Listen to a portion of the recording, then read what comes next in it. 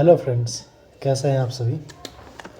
एक हम नया सेशन में मिले हैं एक नए सब्जेक्ट के साथ, जिस सब्जेक्ट की अंडरस्टैंडिंग आज़ादी के बाद के भारत और अब तक के समझने के लिए बहुत महत्वपूर्ण टॉपिक है।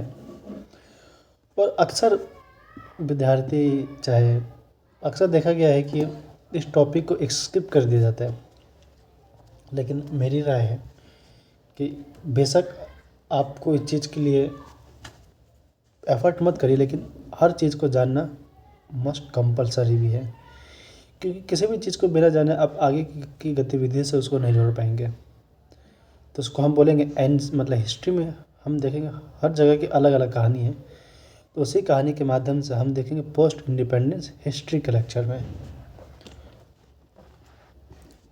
क्या था कि इसका जो पोस्ट इंडिपेंडेंस का सिलेबस है, इस सिलेबस का नाम है 18वीं सदी के मध्य से वर्तमान तक।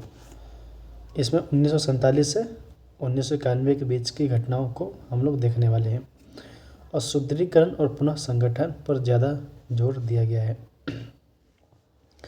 इसमें बहुत विभिन्न खंडों में ये सिलेबस विभक्त है, तो उसी विभक्त खंडों में हम सिलेबस के टॉपिक को समझेंगे और आगे के अध्ययन को हम जान पाएंगे।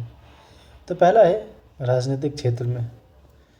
राजनीतिक क्षेत्र में विभिन्न की पॉइंट यानी टॉपिक सम्मिलित हैं, जैसे ब्रिटिश विस्तार, फिर है राष्ट्रीय आंदोलन की विरासत, राष्ट्रीय निर्माण की प्रक्रिया, विभाजन के पश्चात उत्पन्न चुनौतियाँ, क्षेत्रीय एकीकरण में रियासतें और पांडिचेरी गोवा उल्लेख, क्षेत्रों का पुनः संगठन भाषा के आधार पर, राजभाषा संबंधी विवाद, जनजातीय क्षेत्र का एकीकरण, उत्तर पूर्वी भारत का एकीकरण, आपातकाल 1975 से 1977 के बीच, फिर पंजाब में आतंकवाद, और एक दो टॉपिक और अन्य करके देख लिया जाएगा।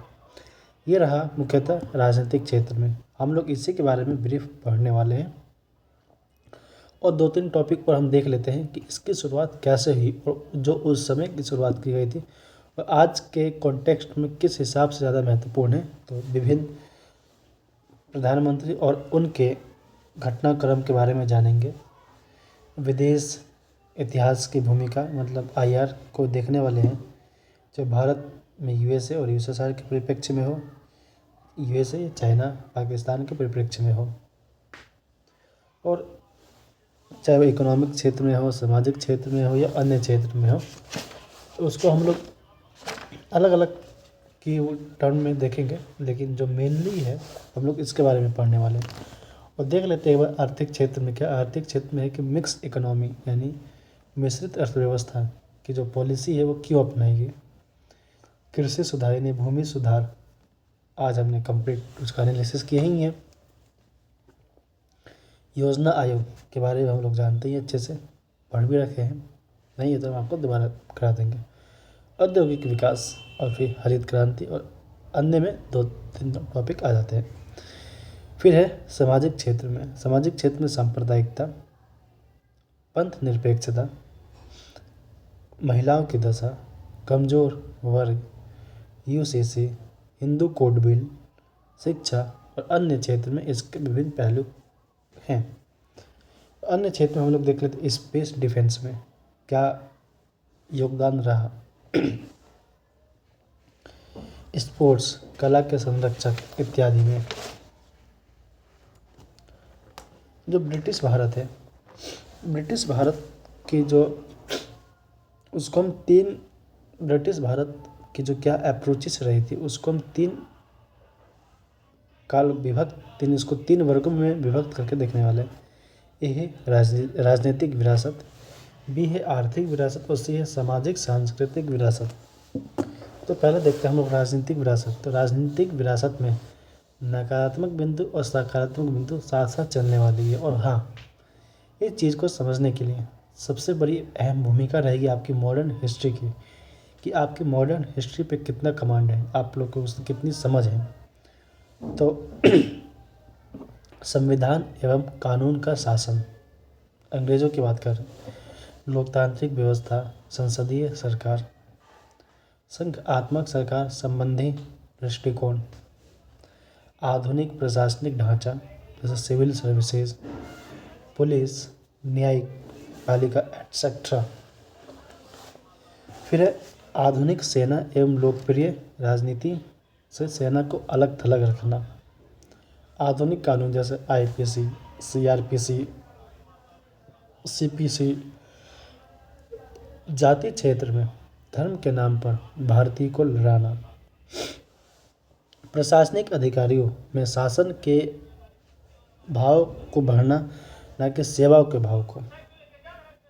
सांप्रदायिकता को बढ़ावा देना। आधुनिक प्रशासनिक ढांचे के गठन के बाद भारतीय परंपराओं को महत्व न देना। गुलामी की मानसिकता अर्थात अंग्रेजों द्वारा किए गए किसी भी कार्य को उनके द्वारा निर्मित संस्थाओं को अंग्रेजी भाषा इत्यादि को श्रेष्ठता के भाव से देखना। ये जितने भी टॉपिक हैं, मतलब जो भी मैं कीवर्ड बोला, सबसे बड़ी बात इसमें आपकी मॉडर्न हिस्ट्री के समझ, सकारात्मक नकारात्मक बिंदु इसमें साथ साथ चल रहे हैं। मैं एक बहुत अच्छा प्री प्लान किया हूँ, आई थिंक वो शायद मंडे से इम्प्लीमेंट हो पाए, कि जो भी टॉपिक रहेगा उस टॉपिक को बोर्ड पे पहले से ही लिख कर तब उसको ब्रीफ करना ज़्यादा आसानी रहेगी आपके लिए भी और मेरे लिए भी। मेरे लिए समझाने में और आपको समझने के लिए। ऐसे क्या होता है कि ओनली कम्युनिकेशन स्किल्स, मैं बोलता हूँ आप देख पाते हैं कि नहीं देख पाते, समझ पाते हैं नहीं, आई डोंट नो, लेकिन जो वो थिंकिंग है अगली बार से उस प्रोसेस को इम्प्लीमेंट करने वाला हूँ मैं। अब है आर्थिक विरासत में। भारत में आधुनिक उद्योगों की शुरुआत की गई। आधुनिक परिवहन के साधनों के विकास जैसे रेलवे, स्टीमर, जल परिवहन इत्यादि। आधुनिक संचार के साधनों में विकास। भारी उद्योगों की उपेक्षा, क्षेत्रीय दृष्टिकोण से असंतुलित औद्योगिक विकास। कृषि के आधुनिकीकरण, निवेश की उपेक्षा, कृषि का पिछड़ापन, उत्पादकता में गिरावट इत्यादि। पूंजी की समस्या, तकनीकी पिछड़ापन। अब है सामाजिक सांस्कृतिक विरासत। ये बहुत छोटे छोटे टॉपिक हैं। ये जितने भी टॉपिक बताया मैक्सिमम 3 से 4 आवर लगेंगे, बस, इससे ज़्यादा नहीं। भारत में आधुनिक शिक्षा की शुरुआत जैसे इंजीनियरिंग, मेडिकल कॉलेजेस इत्यादि विषयों में शिक्षा उपलब्ध करवाना। स्कूल, कॉलेज इत्यादि। सरकार के द्वारा शिक्षा के दायित्व को ग्रहण करना। आधुनिक शिक्षा व्यवस्था पर जोर देना। अंग्रेजी भाषा का प्रसार। समाज में पिछड़े वर्गों के लिए उत्थान के लिए, अल्पसंख्यकों के उत्थान के लिए आरक्षण का प्रावधान। आर्कोलॉजिकल सर्वे ऑफ इंडिया का गठन तथा कला साहित्य का संरक्षण। ईसाई धर्म का प्रसार। खान पान, पहनावा, आवासीय संरचना से संबंधित अधिकांशतः विशेषताएं आज भी ब्रिटिश युगीन प्रचलित हैं। यहाँ तक खेल की दुनिया में चाहे हॉकी हो, क्रिकेट जैसे लोकप्रिय खेल भी ब्रिटिश कालीन ही विरासत हैं। इसलिए हम लोग देते पोस्ट इंडिपेंडेंस क्या हम लोग को विरासत के तौर पर मिला। चाहे आर्थिक क्षेत्र में हो, चाहे राजनीतिक क्षेत्र में हो, या सामाजिक क्षेत्र में, कलात्मक क्षेत्र में, या इत्यादि। इसी को हम लोग इसमें सकारात्मक और नकारात्मक दोनों बिंदुओं की पहलुओं पर चर्चा की जाती है। अब दूसरा टॉपिक है राष्ट्रीय आंदोलन की विरासत। राजनीतिक विरासत, आर्थिक विरासत और सामाजिक राजनीतिक सांस्कृतिक विरासत।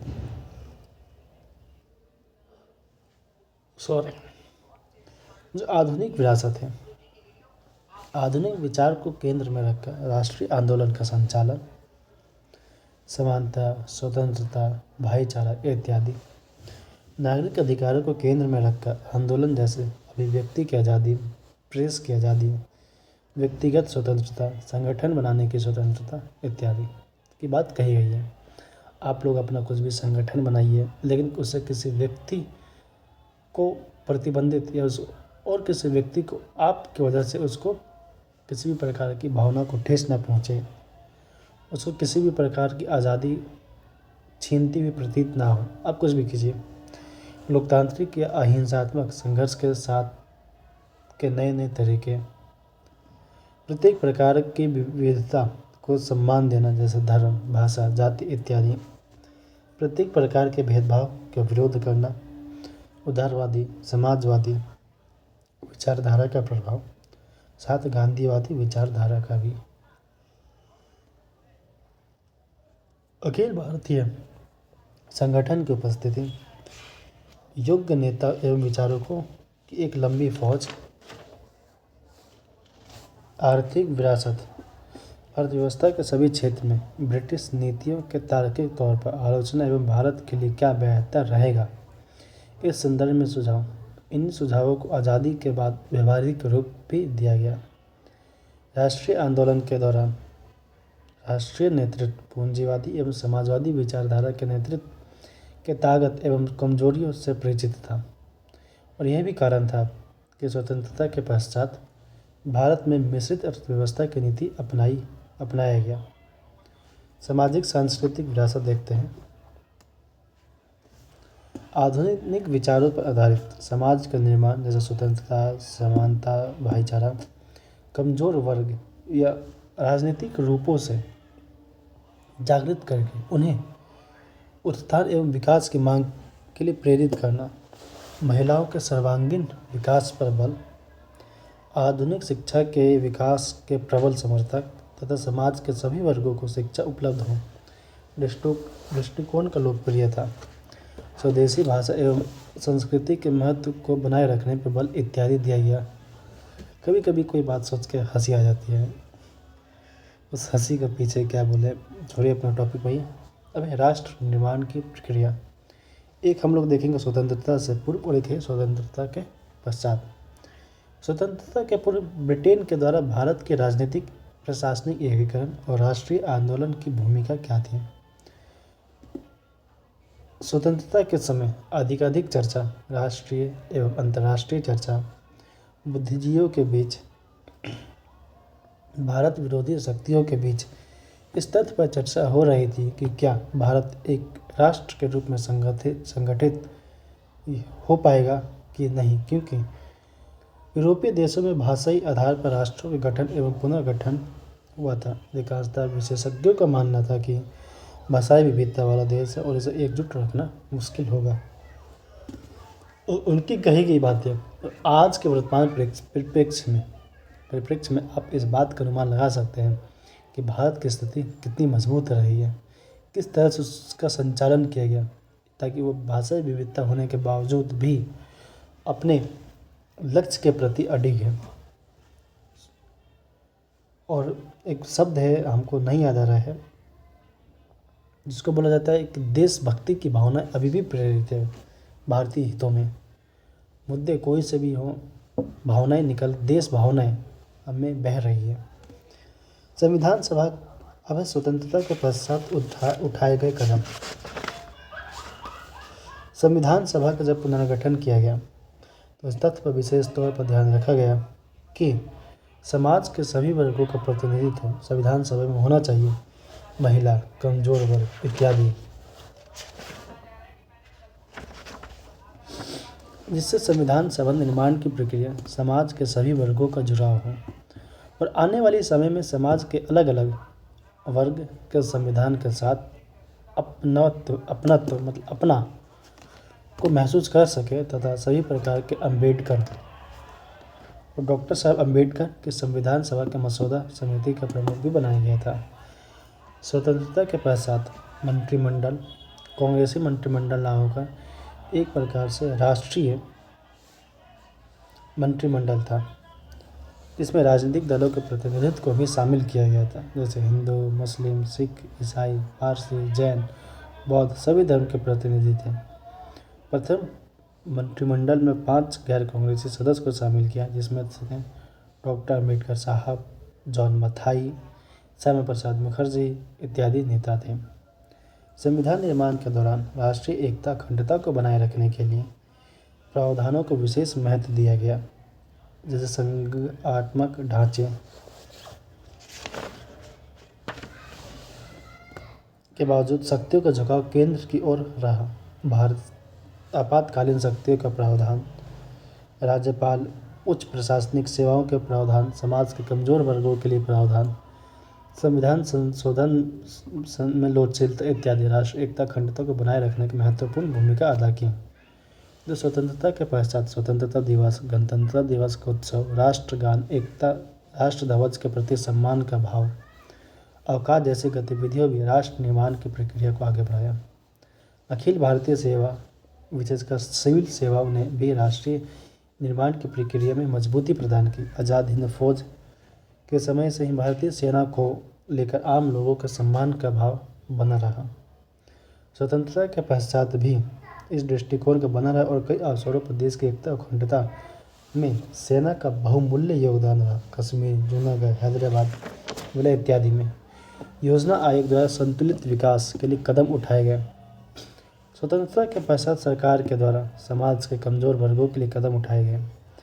पथ निरपेक्ष, बाकी सभी धर्मों के लोगों को धार्मिक स्वतंत्रता, इसे व्यवहारिक रूपों में क्रियान्वित करना, राष्ट्रीय आंदोलन के विरासत एवं भारत के कुछ निश्चित सिद्धांतों को आधार व्यक्त किया गया।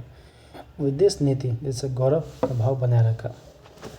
जैसा कि हम लोग आज 3 टॉपिक बहुत अच्छे से कवर किए हैं और हम लोग एक बहुत जल्द मिलेंगे एक न्यू सेशन में। जब तक के लिए good night, thank you everyone, bye.